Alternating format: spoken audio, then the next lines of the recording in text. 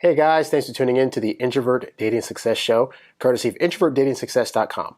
I'm your host, Harry Wilmington. This is the show, and that is the website where you can go to learn how to attract women as your authentic introverted self while still getting your precious alone time. And today, I want to talk about this being your red pill moment.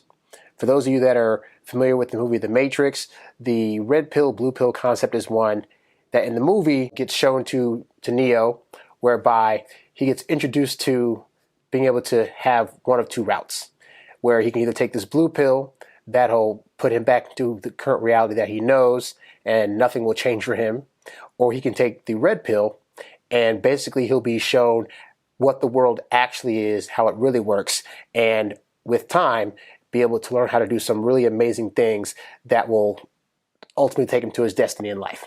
And this is a concept that has been picked up by the dating community and other gurus to explain the concept to guys of that moment in time when you decide you really want to figure out once and for all how this dating thing really works, how women really are, and what you really need to be doing to be able to have the dating life that you want instead of continuing to do the things that you're doing now that aren't getting you the results. The concept of the blue pill and the red pill, the concept of you're in a state now where you're doing things day to day that aren't seeming to benefit you and isn't allowing you to get the dating life you want, and then possibly there being another way to be able to do those things, that is very, very much real.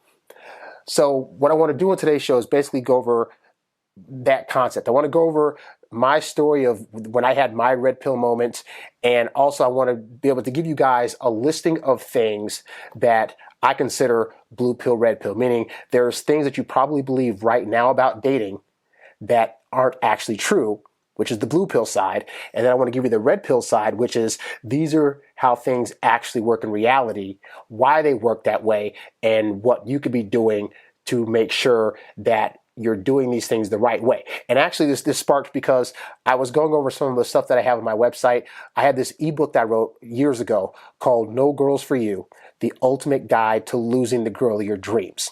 And this is a book whereby I use humor to kind of basically encourage you to do certain things in order to lose women. And then I explain to you in the book why those things are actually going to make you lose women. But I do it from the side of like the things I'm talking about are things that you're probably doing right now. For example, I have a chapter in the book called Gifts, where I say, for example, if you really want to lose a woman, make sure you buy her a whole lot of gifts, because if you buy her a lot of gifts, she's going to feel as though you're trying to bribe her. She's going to think that maybe you don't have the personality to be able to actually impress her without these extra things, and she'll eventually not want to fall for you because she feels like it's a bribe. So it's written kind of like that. But there's 12 chapters, and as I was going over that, I realized I wrote that book back in like 2004, 2005, and it was a year to a year and a half after I had my red pill moment. Now, I will say this, when you have your red pill moment, it's going to take a while to adjust yourself from doing the things that you're habitually used to doing that make you lose women to starting to feel more comfortable doing the right things that will get them. So my red pill moment actually came in 2003, but I didn't really fully start grasping and putting into play the concepts until about 2004, 2005, when I had some more other things happen to me that weren't that pleasurable. So, but I'll go over my moment. So 2002, 2003. I had a couple moments, but basically I was in college I was in my junior year, and there was a girl that was in my class that I really, really liked. And according to one of my best male friends, this woman really, really liked me too. And so I knew this, I had confirmation of this, and yet there was a part of me that was still like, okay, even though you know this, you still gotta play things the right way. And for me, the right way was not being overly sexual, not trying to put out there full force that I liked her, because God forbid I do that and then it ruins the friendships. So I was still keeping it on friendly terms. There would be times where she would legit invite me over to her place to, help her study, even though she was a grade ahead of me. But then we'd like sit there and she'd make me dinner. We'd be watching TV. And this whole time, I'm not making moves to cuddle with her. I'm not trying to make any moves to go to the bedroom. There was one time I went over there and she was like, well, it's like 10 o'clock. I guess I should go to bed. And I looked at her and was like, yeah, I should go too. And then I literally left her apartment. Like I had no game back then. I had no concept of any of this stuff. And eventually, when I finally got up the nerve to tell her, which I thought was a good idea at the time, but I told her that I liked her. I called her up and told her, and she was like, oh yeah, I kind of knew that. Once I did that, it's like our friendship started to decline. Her interest started to decline. It got awkward when I would see her in my classes. So we had the same major, so we were in classes together, and it just wasn't good. And this was the culmination of that happening. And then there was another girl that I talked about in a previous video that I went out on a date with, and she took me back to her dorm room, and I still didn't make any moves. And I realized like maybe an hour later after I left that, oh, she wanted me to do some stuff. So there was like a bunch of stuff that was happening, and I was like, I have these girls that are interested, and somehow they become not interested. I'm fumbling the ball, but I don't know what I'm doing wrong. I'm being nice. If they want me to do a favor for them or fix something for them or do whatever for them, I'm there at the beck and call and helping them study. If they want to go out someplace, I'll go and pay for it. And even if they bring their friends, I'll pay for that. I'm doing everything right. I don't know what's going on. So I had a semester off from school to do a traveling play because I was a theater major. And during this time, I wasn't in contact with this girl that I had been crushing on, but I was on the road with like 4 or 5 other guys traveling the country. And just having that guy time was nice because it was nice. With my dad dying when I was young, I didn't really have a whole lot of guy influence to really help me figure out some certain guy things, especially when it came to dating. But there were a couple of guys on the show. There were like 6 of us. I think 4 of us were straight and two of the guys were gay. So those guys, not so much. But the ones that were straight were like going out to bars and in these different cities and just picking up girls and hooking up with them and getting their phone numbers and having these girls meet them in other cities we were going to. And I was just amazed by it. I was like, how are they able to do this? I got to figure this out. So I started studying up on some materials online, and I started finding things that started pointing out to me a lot of things that I had kind of noticed before, but hadn't really brought myself to believe could be true. In terms of, there were things I was reading about as a guy we need to be doing in order to attract women. And a lot of it contradicted the way that I grew up. But I grew up around mostly women. So the advice I got from them, while well-meaning, was not actually effective in terms of being able to attract women, because women ultimately don't know how to attract women.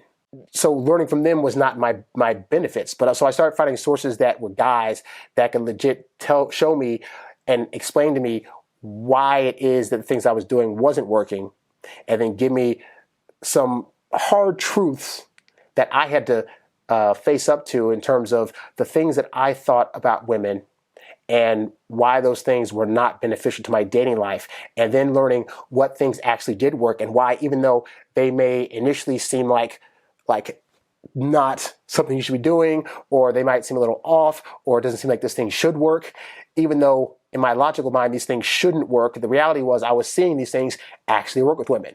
And once I was able to kind of drop my ego a little bit and say, okay, you know what? I'm learning these new things.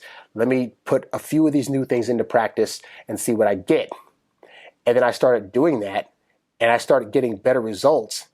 And perfect example, when I was on the tour, I read something that's like, hey, for girls, like, if a girl liked you and then all of a sudden she's like not liking you, the worst thing you can do is be in front of her face all the time. So it's best for you to just kind of like go no contact. Now that's a concept, that's a very 101 basics concept that you learn when you first get into this stuff, is like the whole no contact rule. Like, oh, if you give no contact, then a woman will eventually want to talk to you or hook up with you again or whatever. And I had never tried that. I'd never tried, like, if I express myself to a girl and she says she doesn't want me, to just stop talking to her. Like, I never thought of that as a thing. So I'm like, that's rude. That's not what nice guys do. I want her to still be my friend or whatever. And so I was on the road, so I tried it. So I would write to everybody else back in my school, but I wouldn't write to her. And there were a couple times when we went back to the state that I was from, and I'd have like a day or two off, and I'd go back down to my old school to visit my friends, and I would see her, but I wouldn't reach out to her. I would just, in the course of seeing my other friends, she happened to be there, so I would see them, I'd be like, hey, what's up? And then I'd keep it moving. Well, I did that like 2 or 3 times during the 5 months I was on tour, and when I came back finally into town, she was all of a sudden trying to hit me up. Hey, what's going on? I wanted to see you. You should come over. And I remember one time she invited me to come over, and when I did, I open up the door and she's dressed head to toe in lingerie. Now, again, I was still at the stage where I didn't get that meant that was something that she wanted to do some stuff. And I was still a virgin and I was still kind of weird about that kind of stuff. So I didn't act on it. But in terms of the example, you can see I went no contact with her for like almost basically 4 months. And now she's the one coming at me. And there were a few times in the course of our friendship after that where that happened, where like I'd go no contact, she'd be connecting with me again. So I'm thinking, oh, this is great. And I'd start contacting her too much. She'd back off. So then I'd back off and then she'd start coming back to me again. And it was a whole thing. But that was my real first lesson in like, oh crap, like this is something I would have never tried because it would have seemed like it would be offensive, and it's working. I need to dig deeper. So in terms of this particular episode, what I'm saying to you is this. I had my moment back then where there was information out there that I needed to see in my red pill moment that really got me to better understand that everything I thought I knew about dating and how women worked was off, like way off. And there are some of you that watch this show, and I had a previous show called Stop Losing Women, which, by the way, for those of you that are interested in those shows, I will be putting them out on a subscription platform on Friday, June 19th. And I'm going to start putting up pre-sale links for that on my website soon, but I'll let you guys know about that in probably the next couple episodes. But anyway, so between my podcast, this one, the previous one, and also my books and stuff like that, I've come to realize that I've had guys write me and say, hey, like your information changed my life and I didn't know about this stuff before, but now it's like I'm able to maneuver better with women because I had this advice I didn't have before. And for some of you that are new to this show, this could very well be a moment in your life where you're looking for ways to break out of the blue pill and get into the red pill state of mind. And not, again, not in the harmful kind, but just in you need to basically know what the myths are that you're doing right now and what the reality is. And so I have a list of things I want to go over for you guys specifically that are just new to these concepts and are you might be in that place like I was 15 years ago, whereby it's like you're tired of the way your dating life is and you don't really know what's going on. And part of that, honestly, is not being aware of the fact that some of the things you believe are not how this thing works altogether, okay? So that's what I'm going to do. So I'm going to go through this list. I'll give you the myth or the blue pill version of what you're probably thinking right now and to give you the reality of what's really going on in terms of how women function, how they work in the dating world. And hopefully this will help start to get you on a path towards breaking down some of those limiting beliefs that are holding you back from the dating life you want and really grasping it. And if you like this stuff, by the way, I have tons of podcasts just on this show alone. This is like number 70 something. I got eBooks at the website. In fact, this list, a lot of this is based on the stuff that I put in my ebook, No Girls For You, The Ultimate Guide to Losing the Girl of Your Dreams. So if you're looking to really get a better understanding of these concepts, I recommend getting that book. You can get that book. You can read a free chapter of it at the website. And if it's for you, then definitely take a read for it. You'll probably see stuff in the book that'll make you laugh like, oh, yeah, I do that, or oh, I did that, or oh, I'm still doing that. But it's a really good way to have a laugh at yourself, but also start to break you down from like having to believe the things that you so strongly believe should work. Because reality is, just because you think something should work does not mean that's the way it does work.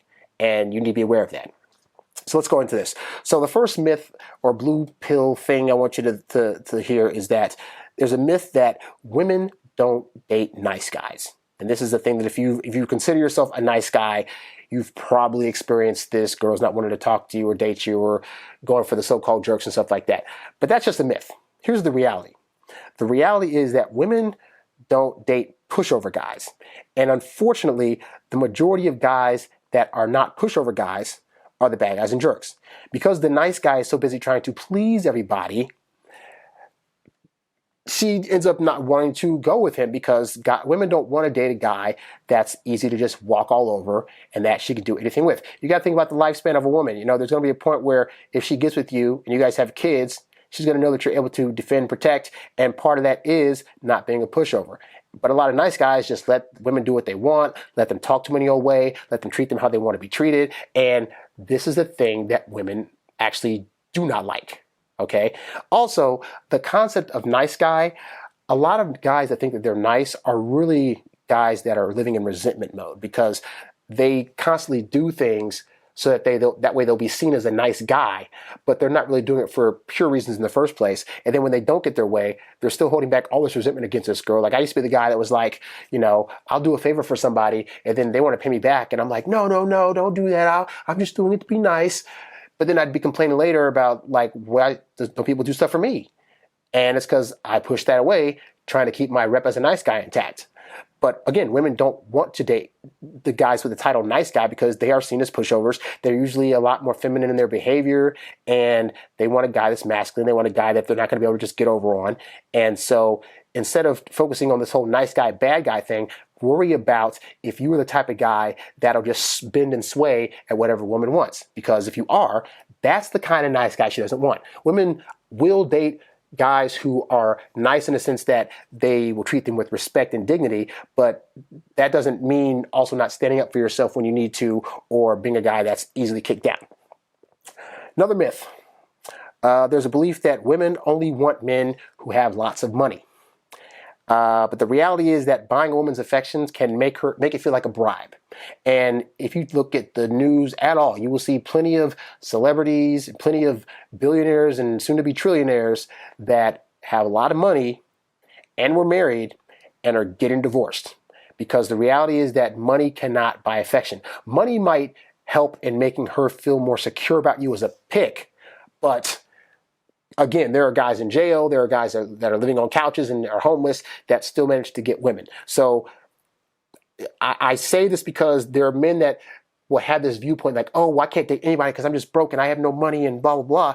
And you end up holding your own self back with that belief, because the reality is ultimately women want to be treated with respect. They want to feel like somebody genuinely cares about them. And a lot of times that stuff will trump how much money you have, because you can have a lot of money and be an a-hole, or you can be a guy that's just a regular 9-to-5 Joe that makes like maybe $40,000 to $50,000 a year, but that gives you time to spend with her and take her out a few places here and there and make her feel like she's like the queen of the world. So if that's a belief that you have, I want you to know that is a false belief. Continuing on, there's a myth that if you do things to constantly please a woman, she should find you attractive. And this is one of the things that a lot of guys will do, where they'll be like, well, okay, how do I get to attract her? Well, I'll do this for her. I'll take her here. I'll do this and that. And then eventually she'll start to find me attractive.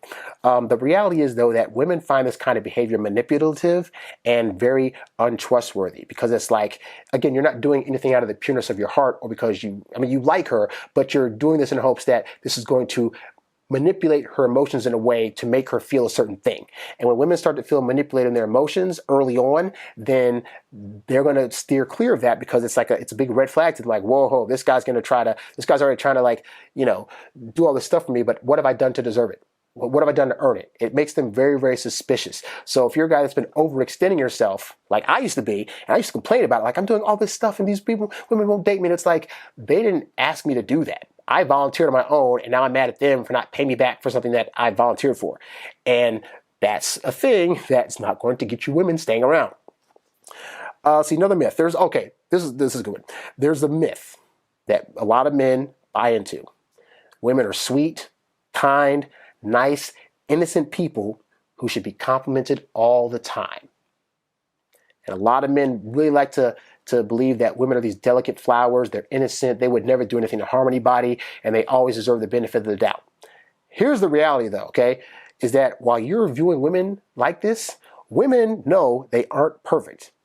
And what happens when you are seeing them through this lens is that it puts pressure on them to have to be that way.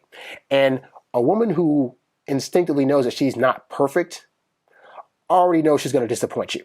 Like, she can usually tell if you view her as this art of perfection. But the problem is that when she does some messed up stuff, she fears that you're going to suddenly like have a turn on your feelings for her and go away.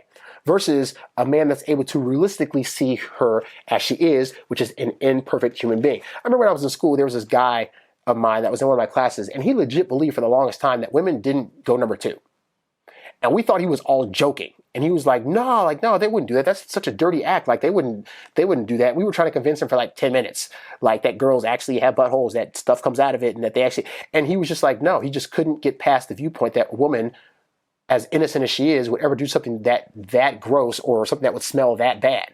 But there are a lot of guy simps out there that believe that. They're not that necessarily that thing, but just like that girls would never bring harm to people or turn against you or whatever. And these are the kind of women that end up manipulating guys out of tons of money or, sleeping with their brother or a bunch of other stuff that this guy never thought they would do because his viewpoint of her wasn't realistic. And the reality is women have the ability to be as conniving, if not more, as men.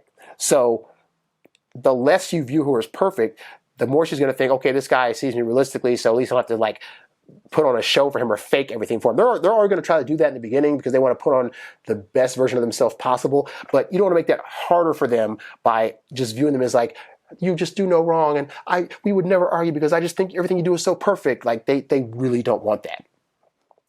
Continuing on, there's a myth that women want a relationship to be 50-50, equal partners. I bring this to the table, you bring this to the table, and it's an even match. But the reality is that's very much subjective to what it is that you're talking about. Because, for example, when you guys have kids, the reality is, let's say she wants to be a stay-at-home mom. In terms of looking after the kids, if she's staying at home, you got to work more. So her time with the kids is going to be more than 50. And your time work can be more than 50. And also in terms of coming up with decisions. When there's a decision that has to be made, ultimately an agreement has to be come upon, and it's not going to always be able to be a compromise. And a lot of times in those moments, women are going to look to the guy's viewpoint on a subject to ultimately tip the scale. So it's really objective to what you're talking about, but I think men have been taught that this whole thing of women want equality, and that equates to things being equal all the time. And the reality is things can't be equal all the time. Just like there's going to be times where she loves you more than her and vice versa. She loves you more than you love her and vice versa. Things are going to constantly be on a scale that's moving up and down on both sides. So that's not a realistic take on to have on things. If things get a little uneven, you don't want to feel like the boat's suddenly being rocked or you can't handle it when it's if she's making more money than you all of a sudden, or you have more opportunities come to you than she does. That's just a thing that happens, Continuing on, there's a myth that women want to be able to make decisions. And this is the thing where so many guys do this annoying thing where they'll ask a girl on a date and they'll be okay, I want to go on a date with you. And then the guy's okay, great. Well, where do you want to go? And the woman's where do you want to go? And the guy's well, I want to go wherever you want to go. We should talk about this. We should decide together where we want to go. And the reality is women don't always want to make a decision. At minimum, they may want to have a conversation about a thing just to feel like they're able to talk to you about stuff, because women best bond by way of communicating, but she'll still oftentimes leave the final decision up to you. And here's the thing. I know there's this age of feminism and women's lib whereby we're supposed to respect their decisions more, and we're supposed to be able to get their input on things. But I think that's been taken to a really bad level in terms of dating, because in all my years of dating, I've never had it be a good thing when I ask the girl, what does she want to do? And when she responds back with whatever you want to do, me responding back with the same thing results in a good situation. Because most women get frustrated when they're hey, I'm leaving you the decision up to you. You asked for the date. You asked to do this thing. You want to do these things, and you're asking me, and I just want to leave it up to you because I want to see what you're going to choose, how you're going to lead. I want to allow you to make that decision. And then as the guy, you're just sitting there well, but feminism, and you got to have an opinion, and I need your input, and these women are getting frustrated. Again, you can probably go back and ask women, hey, do you find it annoying or do you find it helpful when a guy's asking you out on a date, and when you respond to him, what should we do? His response is, well, what do you want us to do? Do you want to be involved in that in that decision? I'd say 10 times out of 10, the answer has always been, I want the guy to make the freaking decision. And part of that is because a woman, in order to build up trust in you, she has to be able to test out your decision-making abilities. So she doesn't want to put your input because that does not have her test that. And she needs to test to see if you're going to, what your guess is on stuff that she likes, or if you're going to put her in harm's way versus in a fun time way. And she doesn't get to test that if she just makes the decision for herself. Also, you asked her out, so why are you asking her now to choose the date that, well, I know why you're doing it, because you wanted to have a good time. But most women, they want to try new stuff. They want to not always do the same thing that they've been doing that's over time boring. And they're thinking maybe you got some new ideas that she wouldn't have thought of. So you need to stop being afraid to make decisions. This goes beyond just, your first and second date. This goes into things like, when you guys get into a relationship and there's a chance to move someplace new, or what you're going to do for the holidays, or a plethora of things that'll come up where it's like, again, she might be cool with having a discussion about it, but ultimately she's looking to you because she doesn't want to make a decision. And if you're meeting women that disagree with that, most likely it's because a lot of women these days, just like a lot of guys these days, grew up in households with one parent. And unfortunately, that can have a drastic effect on our personalities. And for women that grew up in homes where it was just a single mom that didn't have a guy there making decisions, or another dad there to be able to help with decision making, then that can lead to a thing where she's less trusting of men making decisions because she had the one that she had left out on her. Okay, so that's a whole different conversation for a different show. The point is that overall, as a generality, most women are going to be cool with you making a decision about something versus having to constantly go back to her to get approval for it. Okay, that's something that kids do, and if you ain't got no kids, she's not trying to make you her kid. So make the damn decision. Continuing on, there's a myth that women are the overly emotional ones, and I would counter argue with reality that if you've noticed, even though women seem to be emotional all the time, the reality is that they've had practice in being able to not be so embarrassed by showing those emotions, so they just happen to show it more. But I would argue that men can be very, very emotional when they don't get their way. And it's important for you to recognize that, because if you don't, then you're going to be calling her out about being emotional all the time, but then there's going to be that one day where all this resentment and all these things that built up, and you're going to explode. And think about guys that, shoot up places or, do harmful things to women and kill people. And it's like, those are all emotional outbursts. So because the emotion wasn't able to seep out over time, it just comes in this big explosion. And it's important you recognize that, because you don't want to be the guy that is doing that to whereby every few months you just have this brawl out, yell at her, and then she wants to leave and you don't know why. It's like, well, it's not like it's just this one time, but it's like, yeah, but it was pretty intense. Like, she was putting out her emotions in succession here and there, and you just let it explode to where it's like, now you can't handle stuff. And, women have a right to fear that, because guys that get overly emotional typically cause them harm. So keep that in your brain that, red pill wise, you got to recognize you have some emotions in there, and you got to be able to get them out healthy, whether it's like getting a punching bag, whether it's going to a therapist, some way to let you better balance out your emotions so you're not going to be that guy that does that. All right. Continuing on, here's a myth, interesting myth. There's a myth that letting her know you're not a player or that she's the only woman for you is going to turn her on. And this is the tactic a lot of nice guys use, where it's like, I'm not like those other guys. I'm not going to use you. I'm not going to just have you for physical relations. I'm going to make sure that I treat you like this, and you're the only girl that I'm dating, and I wouldn't dare see anybody else. And reality is more complicated. So the reality is that doing this actually makes you seem needy and desperate. And believe it or not, it can actually turn her off, because you're thinking to yourself, well, if I tell her I'm not a player, I'm not dating a lot of other women, then she'll see that I'm really in this for her and I want to be with her. Meanwhile, she's thinking, why doesn't any other girl want him? Is he unattractive? Does he have something wrong with him? Like, why? We're not technically in a relationship, so why wouldn't other girls be going after him? Or if they are, why wouldn't he say yes to them? Is he really secretly gay? Like, what's going on? There's a whole bunch of questions that come up for that. And so, not that you need to advertise that you are seeing other girls, if you are, but you don't need to be telling a woman things that you think she wants to hear. And a lot of times guys will say stuff like this, oh yeah, you're the only one, this is that. And especially if you guys just started dating, she's not trying to be your only one. Like, realistically, she doesn't know you like that. It takes like 3 to 4 months for a girl to really get comfortable with you to where she's like, I feel safe and secure and trust this guy. But in the meantime, most women in their head will typically have like, well, I mean, realistically, if we just started dating, he's probably seeing 2 or 3 other people. So I'm in competition now. And women want to win the competition. But if there's no competition, then there's nothing for her to win. It makes it too easy. And again, that does not mean you have to be actively seeing other women, but just being able to give off the vibe that that's possible. Like when I was signing up for dating apps and I go on dates with women, inevitably they'd be like, well, are you seeing other people? And the reason they'd say that is because I never told them I wasn't. They knew we met on a dating app. So just like I asked her out, like I'd asked her out, and then I'd wait 4 days to talk to her again. So during that 4 days, I could very easily be getting other dates. So I set up scenarios to where it could look like there's possibly a chance of me seeing other people when I'm not seeing her. And that would make them up their attraction for me more.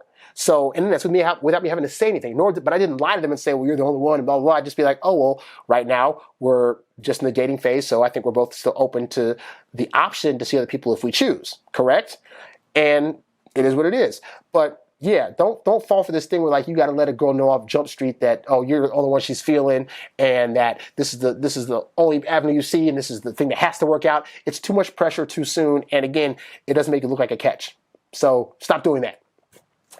Let's see. Another blue pill way of thinking is if you're her friend long enough, she'll eventually realize she likes you. And oh my God, by now, I would hope that enough of you guys have been friend zoned to know this is not true. But I'll reiterate, the reality of the situation is that if you start off as friends with a woman, you have a higher probability of just staying friends with her versus getting with her. Because how you start off your interaction with the woman is going to determine in her brain if you're going the friendship route or the relationship route. And the reason that's important is because those two routes, she's going to be looking for different things. So, for example, if you meet her say you meet her at a party, or you meet her online, or if you're an introvert, you're probably doing online dating or whatever. You meet her at a party that your friends have set up or whatever. So, meet this girl, you start talking to her, and you get the number. Okay, so getting the number is the first move. From there, there's two ways you can do this. You can either call her up and say, "Hey, we should hang sometime." And that's the friendship vibe. So she's going to hear that and go, oh, he's just looking for a friendship. Okay, so any signal I get from now on is just signaling to me that he wants a friendship. Versus, hey, so we should go to a movie, get some drinks, and just, and see what's what. Now it's like, oh, dinner and a movie. That's a specific, or you can just call them and say, hey, we should go on a date. Let me take you to a restaurant or whatever. So now you're thinking, oh, date. Date usually implies leading towards a relationship. Okay, so that's good to know. So now any signal you throw out, she's going to be looking at as an indicator of wanting to be in a relationship. And it all starts with how you start off. So if you're trying to be this guy that's like, okay, I'm going to try to go the nice guy route and be your friend and get to know her for 3 or 4 months, and then maybe over time she'll start to like me, then you're going to be extremely disappointed when you get to month 3 or 4 and wonder why you suddenly can't ask her on a date.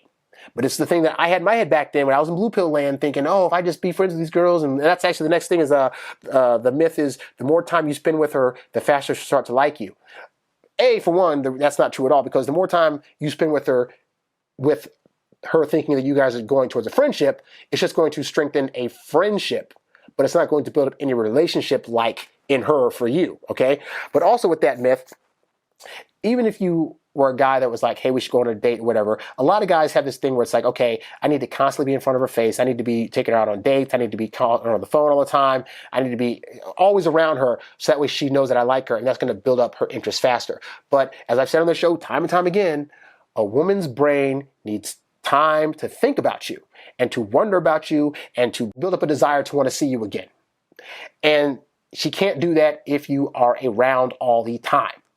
So you're actually doing a disservice to yourself if you're trying to see her day after day after day after day after day. Like, ultimately, it's going to burn out really, really fast. But again, if you're in blue pill land, you might thinking, oh, that's the only way to get a girl to like you. So I'm going to hang out with her all the time and be her friend and, make sure she sees me every day and talk to her.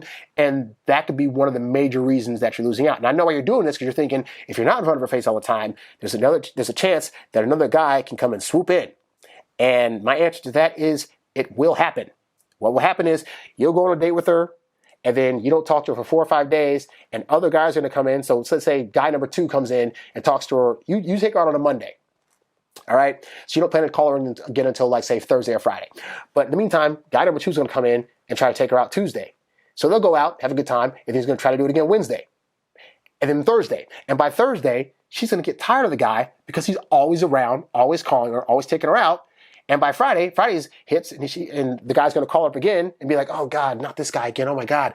Then she's going to be thinking about, wait, what about guy number 1? Like, I haven't heard from him all week. What happened with that guy? Did he like me? Did I mess up on the date? Like, what's going on? So now she's thinking about you in a positive light because she hasn't heard from you. And this guy who she's seen every day, she's already tired of. So, again, don't fall for the trap of having to see them every single day, because it's actually going to not work in your favor. Another myth, another blue pill myth, is that you should always be honest with women about everything. And unfortunately, that's not accurate either, because the reality is that women do not need or want you to be honest about everything. Think about if you are just starting to date a woman, all right? She comes to you and says, hey, are you dating anybody else? Now, does she want to know that? The answer is she probably wants to know that. But in terms of like, does she need to know that? And the answer is, it's actually better for her not to know, because then she can only speculate how many girls must be after you. If you're just like, oh, I'm just keeping things calm and casual for right now, then it's like, oh my God, he must have like 5 or 6 other chicks after him. I got to do better to hold him. Versus say like, well, not really. I'm not actually like talking to anybody. It's just you. You might think she's going to feel relief, but again, you're not boyfriend or girlfriend yet. This is like the first month of dating. So instead of relief, she's going to be thinking, okay, that's great. Wait a minute. Like, nobody? Like, nobody else wanted this guy? Oh, I mean, yay me, I guess, but just me? Wow, I need to rethink this. What's going on? And then also in terms of the whole honesty thing, like I said, like, there are going to be things girls ask you in the course of a relationship, like, oh, does my hair look good in this style? Does this dress make me look fat? And you think to yourself, well, she does. Then you're going to answer back honestly, right? Because that's going to make her feel good, right? And that's what she's really looking for, is that honest answer, right? And again, most of the time, that's not true either. She's doing that because she's feeling some kind of way about herself, and she wants some reassurance from the guy she cares about that she looks good. So in those moments, do you decide to bust her bubble and be honest and say you look like a big fat slob, or, oh, your hair looks horrible like that? Or do you say something that's going to make her feel good in the moment, and because it's not a big deal in the long scheme of things, will ultimately be better for the relationship? So the reality is you got to pick and choose the things you're honest about. Like, now, I know when women say this, they mean they want you to be honest about big things, but I don't even believe that she needs to know everything about you. Like, she might ask you, how many girls have you slept with? Is that really any of her business? I know a lot of guys feel like they got to say what the number is, and I've had to ask me, and I always tell girls, like, you don't need to know that. Like, I use protection, and I'm with you now. So that's none of your business. And I don't want to know what numbers they got, because I know in my head, I'm going to be like, oh, shoot, like, she's snipping. How many people? 4 or 14 or 44? Like, it doesn't matter what the number is. I'm going to feel some kind of way about it. So I'm just like, you've been safe, protection. Okay, great. Now, there are guys that might disagree with that assessment. That's just one example of things I'm talking about. But the reality is that there's going to be things that on both sides of gender norms and stuff like that, we just don't want to hear about or have be told to us. So let the woman have her fantasy sometimes, Here's another one. Blue pill myth. Women are creeped out when men approach them about sex or bring it up. And the reality is, women are creeped out when men approach them about sex with bad timing. And that timing can vary from woman to woman. For example, I've gone out with women whereby they told me on date 1, hey, just so you know, I'm not doing anything physical with you until at least date number 5. Okay? And I've been on other dates where that first night, things are going good. We're like, you know what? It's on and popping. But in both those situations, there's still a level of communication there that they know I want them physically. And I ain't gotta be like, oh, you want to do tonight, or it's gonna be on a pop. And it's just some simple stuff like, oh, you look really cute in that dress. Oh man, I can't imagine what that looks like later on or whatever. Like, even if you're just hinting at it and they decide they don't want to go that route yet, the reality is women want to be admired by men, and they want to be viewed as sexually desirable by men. For you to not ever try any kind of move sexually, or to not bring up that you find her hot enough to want to lay down with, or to do anything that indicates that you view her beyond just this vanilla level conversation and friendship or whatever, that results in you not being able to get any. Because if a woman's not thinking at all that on some level you desire her in that way, then she might not stick around to wait to see if it ever happens. Because as much as we like to think that men are all about sex, and I've said this on the show before, I have met some freaky women. I've met some women that are into some things that I never even thought were possible. I've met women who had a higher sex drive than me, if you can believe it, where it's like they could do it every day. And I'm like, I could do it like every other day. Like, it ain't got to be every day. I just want to make sure that it's accessible when it's time for the get down, but I ain't got it like that. Like, oh my God. And so, but unfortunately in our society, they're not able to express that without ridicule and stuff like that. So they're looking for the guy at some level to bring this up or to make those physical moves that are indicative to her that, oh, he finds me desirable. Oh, he wants sex. Okay, well, this now gives me permission. Because if she knows that you want sex from her, she's not going to feel judged. Versus if she's just coming at you, part of it's going to be like, well, he might not be ready for this, or am I a harlequin now because I'm looking like some kind of temptress that's wanting to do some sexual stuff, even though we're all designed to want to have that ideally. But yeah, so it's not that they're creeped out. It's they're usually creeped out if the wrong guy's doing it or if it's bad timing. So if you're reading the situation where you're thinking she might be like a date 3 girl and you're going in for it on date 1, yeah, it's going to seem kind of creepy. Or if you lied about yourself on an online profile and you meet up with her in person and you're not the way that you describe yourself that she thought you were online, yeah, you going for sex is going to kind of creep her out a little bit because she's not getting what she expected. But that doesn't mean you don't try. You always respect what level she's at. Where I mean, if you try something and she says no, that's one thing. But to be like, oh, I'm not going to try anything, or I'm not going to say anything, that can actually result in, that's probably the reason you don't have a sex life now. Because Lord knows, I, in retrospect, turned down plenty of sexual opportunities that I had simply because I didn't know what was going on, or I rejected that first advance that I was actually getting from them. And then it was like, oh, I can't do this anymore. So I had to be better at recognizing that I have to get out of my comfort zone and do these things and not be so hurt if they decide they don't want to do it. But more often than not, I found, if not first date, they were definitely down the second date, but because they knew that based on the moves I made on the first date, And finally, the final blue pill myth that I want to break is this myth that if you just be yourself, you can find a woman eventually that will like you for you.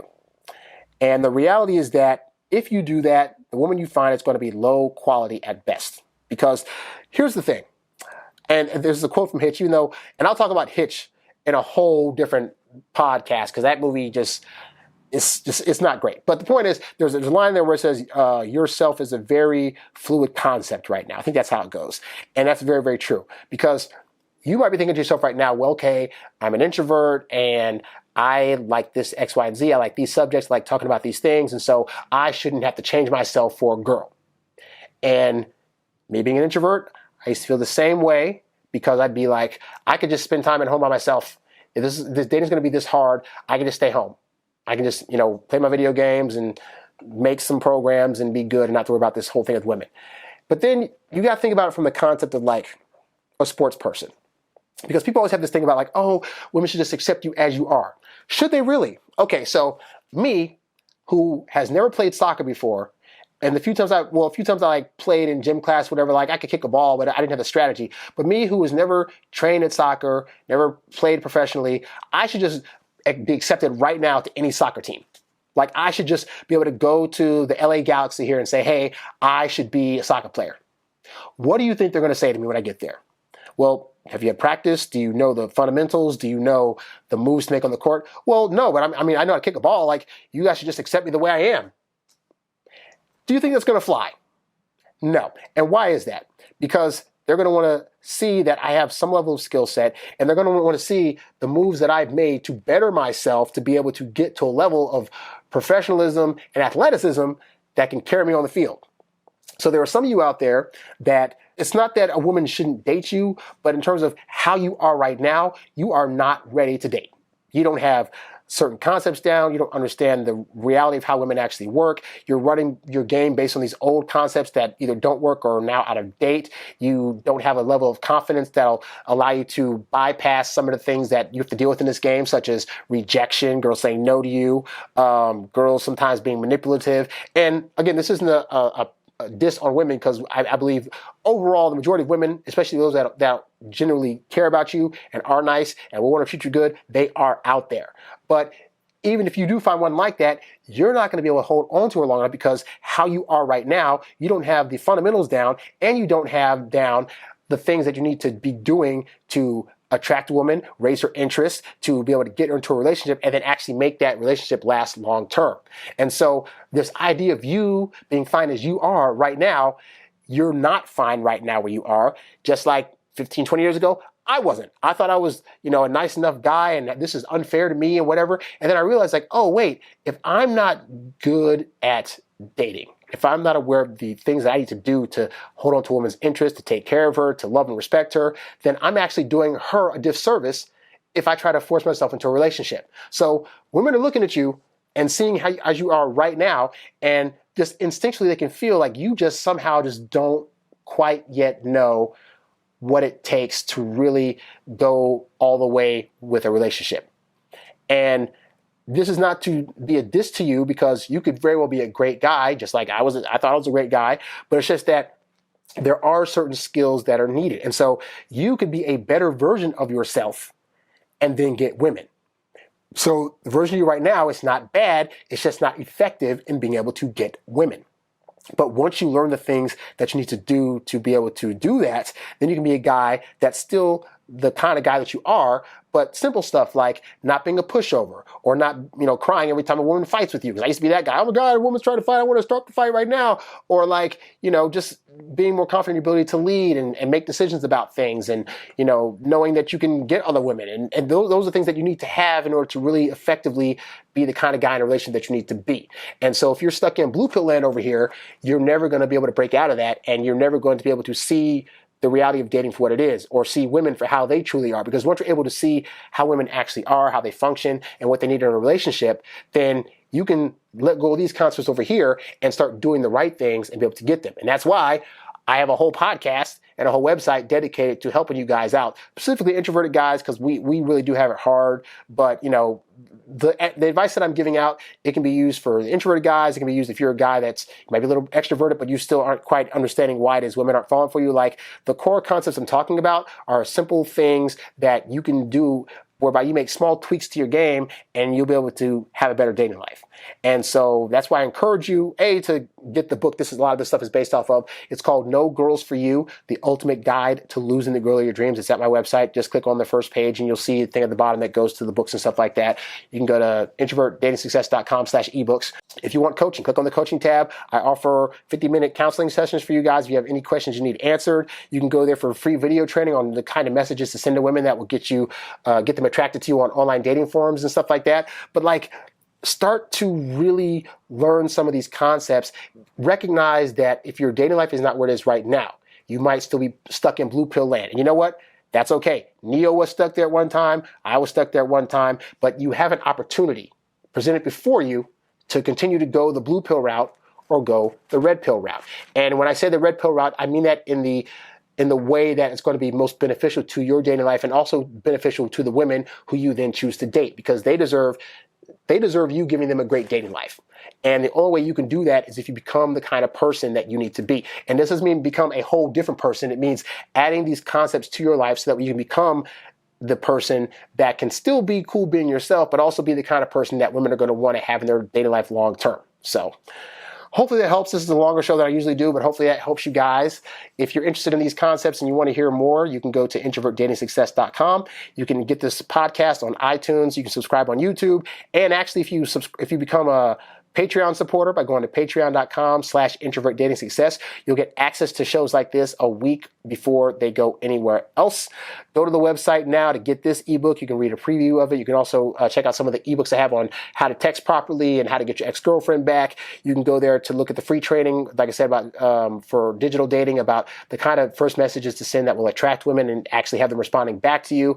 One-on-one coaching. And if you have any questions you want me to answer on this show, you can write to me by either going to the website and click on the contact tab, or you can write me at HarryWilmington@gmail.com.